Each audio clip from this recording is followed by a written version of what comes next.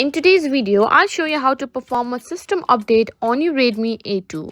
Keeping your device updated ensures you have the latest features and security improvements.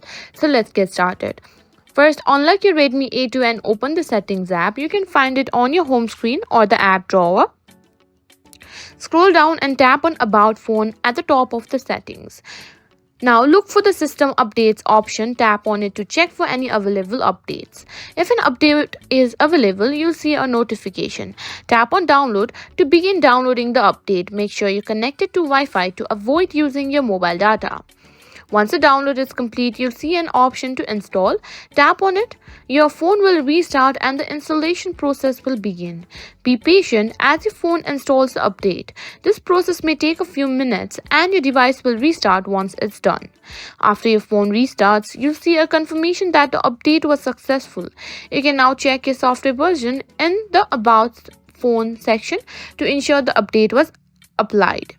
And that's it, you've successfully performed the system update on your Redmi A2.